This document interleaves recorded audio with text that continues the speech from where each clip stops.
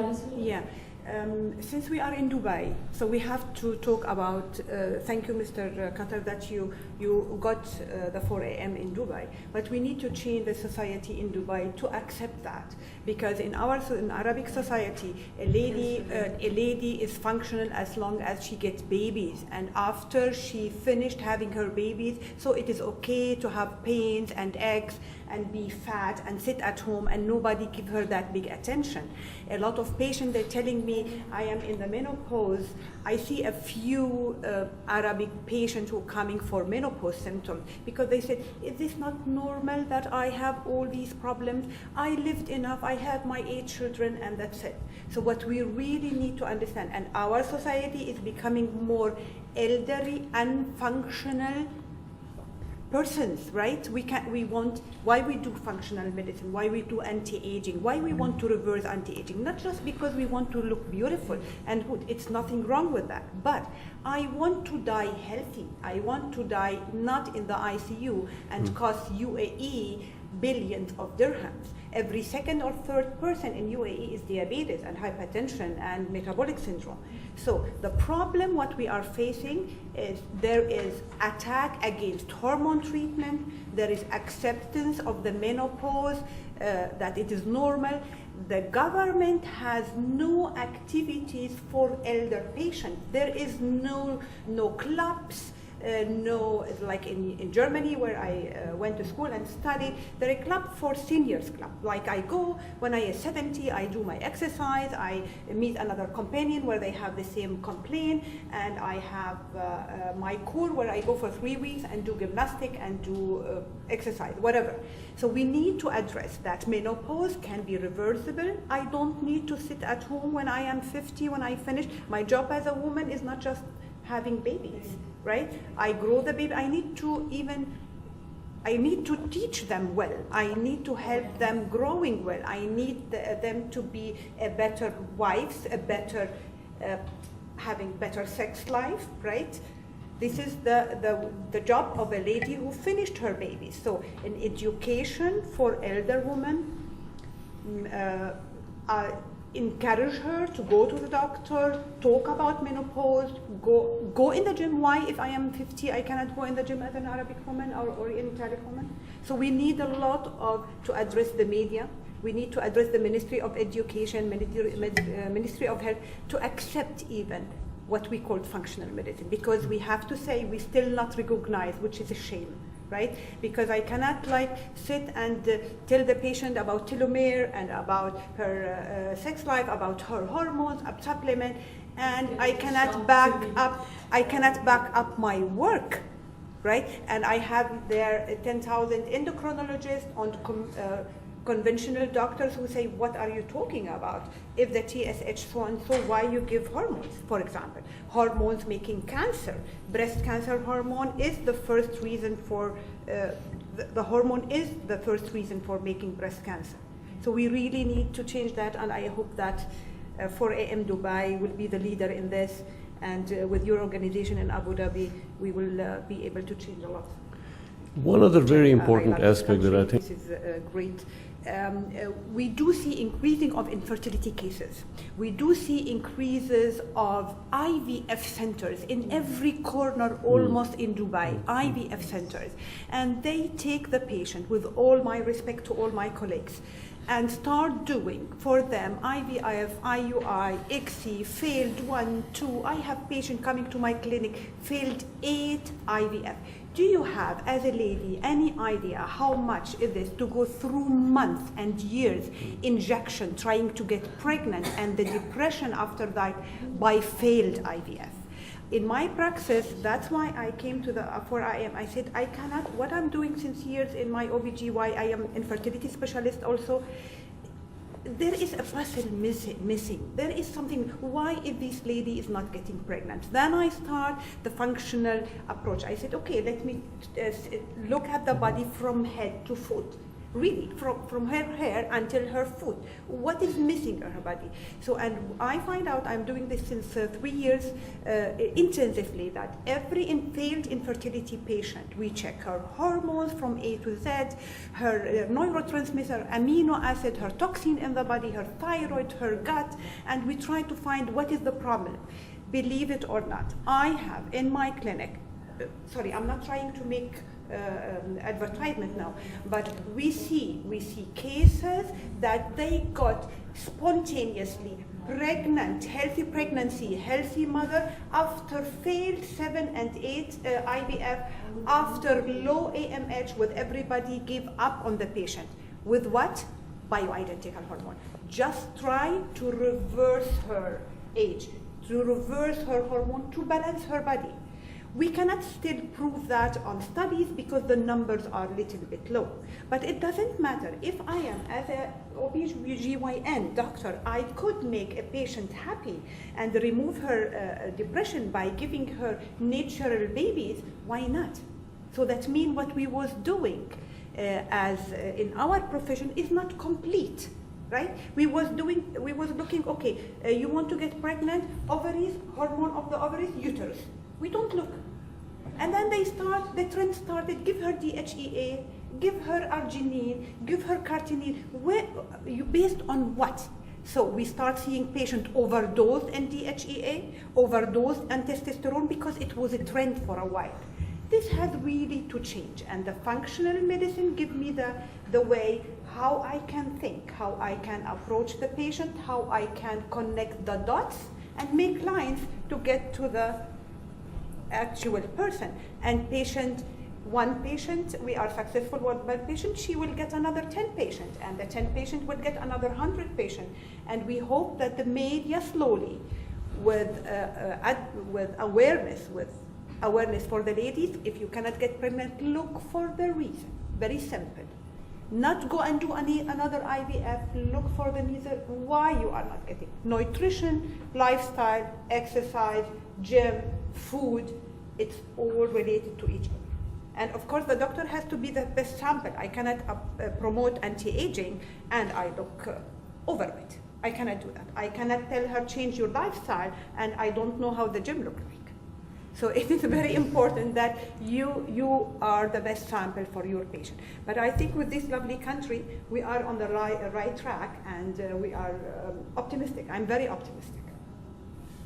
I just wanted to make one comment about the insurance. Today, as I was driving down Sheikh Zayed Road, there was a big hoarding from AXA Insurance saying that they would give a 45% reduction on the car premium if you didn't have any claims. Exactly. And in some ways, this is a model which is so beautifully replicable in health. Just, true. Yeah. You know, Right. that's what we need, to just make it just normal. Who looks after themselves gets rewarded for it, not the other way around. Very true. You have to educate the patient. It will be wrong if the patient come to your office with the idea, I will go out from doctor now with one pill and everything is going to be fine. You have to educate her from the first visit. You will tell her it's not going to be like that, right? And then, but definitely you don't let her, you go out now, we still need the test to do, the test need 1 month to come or 2 months, and after that we sit and give you treatment. This will be a wrong approach. The patient, this is politics. So how you want to deal with the patient and get her to understand and cooperate with your treatment. So you will give her from the first visit things that make her comfortable, that make some of the symptoms go away, but you will tell her that in every visit she comes, she will be having, according to her result, it will be adding this and that and this, and then you talk about her lifestyle, what we said. So education of the patient, and this is what your role in the media outside, writing about it, educate the people, make them aware of that. Then it will be not 1 year. A patient can feel immediately better than before.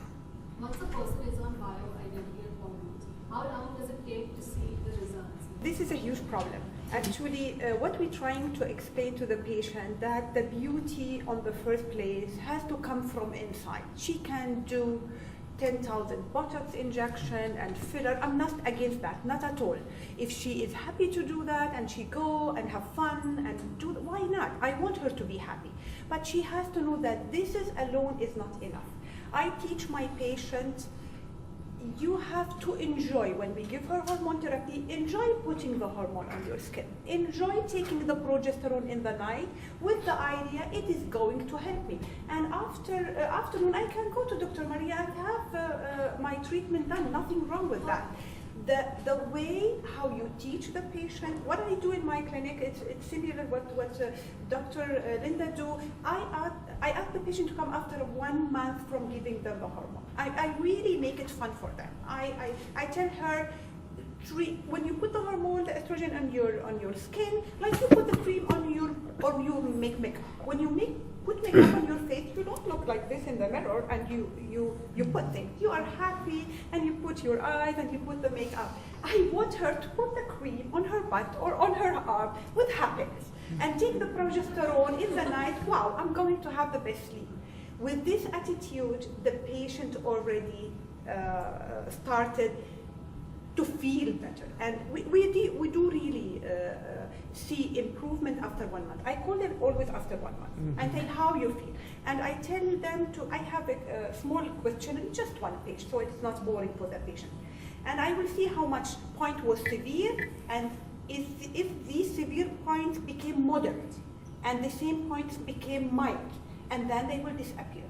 And then they know it will not be it is not like that. We are not making magic. It is not magic. It is together work, right? So, but still, cosmetic is a huge issue in Dubai. We try to make it combination. We are aesthetic people. We say God is beautiful and like beautiful things, right? So this is in Islam we say that.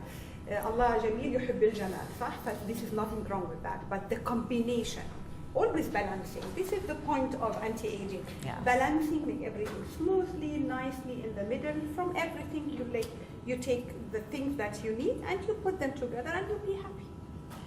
Ma'am, question. Spain, Margaret, first of Italy, all- they are not able now to support elder people who are in retirement and they paid their taxes for years. Remember, because the government are paying more for people who need attention in the ICUs, in the rehabilitation centers, elder sick people. This is the dilemma where we are, right? What do I want? Do I want a society that can work until 80 or 90 and still giving? Or I need society which is 50-60% of it elder sitting at home causing problem for the new generation. Remember how many sitting in the room has to take care of their mothers or aunties or fathers who are elder, and they have limited possibilities, and we get depressed and for hormone imbalance, and we cannot sleep, and we are our cortisol is down because we are not able to take care of these people, right? Can you imagine if my mother, your mother, everybody is healthy, how the society will look like, right? So, and working, right? healthy and working. If she's healthy and still working, she'll be productive. Exactly. Yeah, of course. Yeah, exactly. But it is. We don't talk about just anti-aging. We talk about anti-aging, regeneration, functional medicine. So it is like a complete picture. I want to reverse age, like my colleague said. So this is what I explain to the patient. I don't want. It is not just anti-aging because I don't want to get old. Of course I don't want to get old, but I want to make my body functional. I think for me this is the key word. And in the anti-aging medicine, they are like more than one field. I will go and take preventive medicine. I take a healthy person, study his gene. We spoke a lot about genes and telomere, for example, and try to teach him how to avoid him getting cancer or Alzheimer. Or I have a patient with complaint whose body is not functional optimum. Then I will talk with her about functional medicine, how to re-function her body. And then rejuvenation, like, okay, I'm 50, I have few wrinkles, I'm a little bit, maybe the skin sagging, I don't build muscle. Then I will talk to her about anti-aging, because I want like to reverse her age. So, so the issue is, of course, I think as a doctor, you really need to learn a little bit about psychiatrists, about physiology, sociology, my German language coming out now, sorry, yeah. So, yeah, because my main language is German, actually. So, in my opinion, a good doctor, I did a lot of courses like that. I did a course where we sit here, like here, and then we had professors in front of us, and they teach us a role model. So how I will speak to a patient, so that one of us was the doctor and the other was a patient, and I learned really in these courses, how can I tell the patient that she has cancer? How can I tell the patient that she is not doing well? How can I tell the patient that her baby is abnormal? You have to learn. A good doctor has to do that, right? And I think this is the key, because this is what makes a difference between doctor and doctor. How can I approach the patient? How I can make her things, which is, I tell my patient one thing always, take the problem in its volume. You have a problem like that, take it like that. I have a problem like that, I take it like that. But if I have a problem like this, I don't make it like this. So this is important. This is how you approach the patient. Maybe coming from, because we are used, when a patient comes for me, my patients are usually young, like 30 years, start even in the 20th. So they are young, mostly healthy. When some of the patients, they come and maybe she is 30 and she will tell me, I feel old because I am depressed, I cannot sleep, I feel tired. So they use these symptoms are related to feeling old. I have no sex drive, I cannot smell even my husband, I feel bad, depressed, whatever, right? So so when you tell her it's anti-aging, so I will remove all these aging things. But actually in the functional medicine, I don't want even an elder lady to feel like that. So we are reversing, actually, I agree with my colleague, actually that, yeah, I agree with you, Dr. Linda, that this word anti-aging, I think it's coming from the people more, from the audience more than from the doctors. And maybe even from the media more. Yeah. You know, it's a sexy term. Thank you. We will be concluding the Q&A panel. I'd like to thank all of you for being here. I'd like to thank our presenters, our CEO, our attendees for being here. And of course, I'd like to invite you to share that information with the patients, with the medical community, in the interest of the economy, the patients, and also the physicians' satisfaction. Thank you. Thank you very much.